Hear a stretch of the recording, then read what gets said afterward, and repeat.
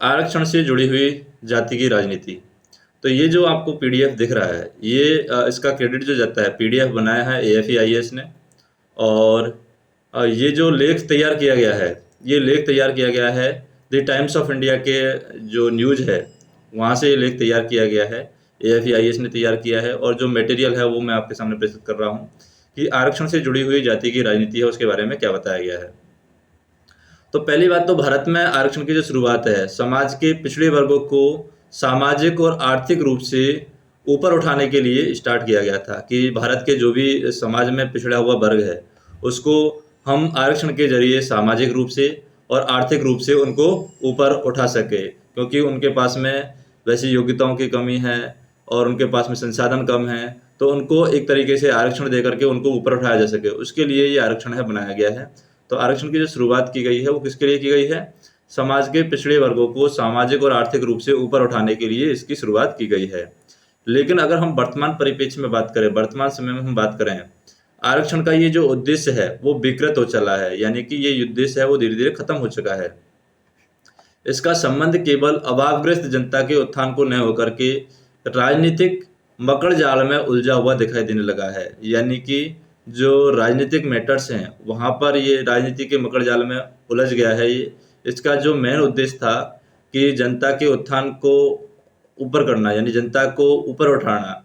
जो अभावग्रस्त जनता है, जिसको अपॉर्चुनिटी नहीं मिल रही है, जिसको अवसर नहीं मिल रहे हैं, जिसकी संभावनाएं कम हैं उत्थान की, उनको उत्थान के लिए ये आरक्षण बनाया गया था। लेकिन ये राजनीतिक मकड़ जाल में उलझ गया है और ये राजनीतिक उद्देश्य बन गया है। तो इस वजह से जनता का आरक्षण की वजह से उतना भला नहीं हो पा रहा है जितना भला होना चाहिए। तो ये केवल अभावग्रस्त जनता के उत्थान को न होकर के राजनीतिक मकड़ जाल में ही उलझ गया है। और इसके प्रमाण हैं, कई जगह मिलते हैं। जैसे कि प्रमाण में क्या बताया गया है, इसके प्रमाण में हाल ही के दशकों में कुछ आरक्षण के विस्तार में जाति की राजनीति साफ तौर पर यहाँ पर दिखाई देती है। जो जाति की राजनीति की जाती है आरक्षण के विस्तार में, वो साफ तौर पर यहाँ पर दिखाई देती है।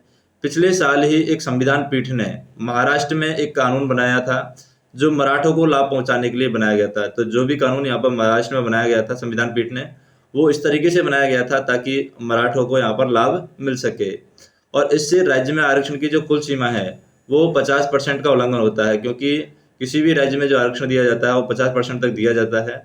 तो जो महाराष्ट्र में आरक्षण दिया गया था मराठों को लाभ पहुंचाने के लिए, वो आरक्षण 50% से भी ऊपर हो गया, यानी 50% की जो सीमा है उसका भी उल्लंघन करता है।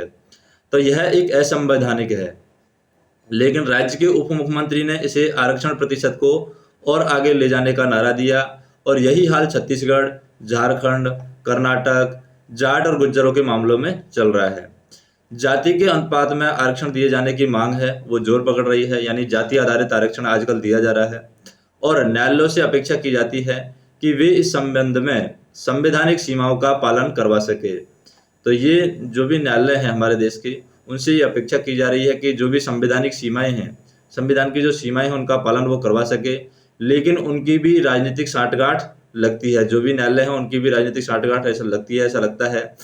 हाल ही में न्यायालय में ईडब्ल्यूएस कोटा में आय सीमा और 50% की लक्ष्मण रेखा के मामले आए थे।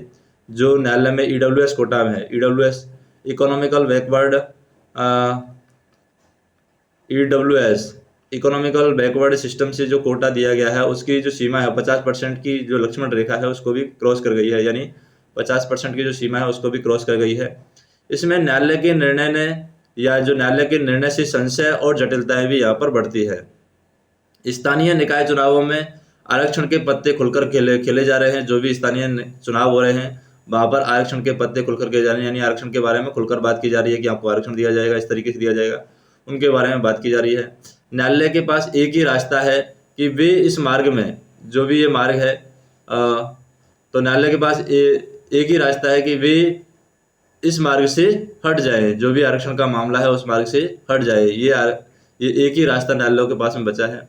आरक्षण पर जोड़ देकर लड़े जाने वाले चुनावों से जो स्पष्ट है कि केवल जाति की राजनीति के माध्यम से जीत को लक्ष्य बना करके राजनीतिक चल रहे हैं, ये आरक्षण की वजह से हो रहा है। क्योंकि आरक्षण को जोर देकर लड़े जाने वाले चुनाव हैं, क्योंकि चुनावों में आरक्षण की बात की जा रही है।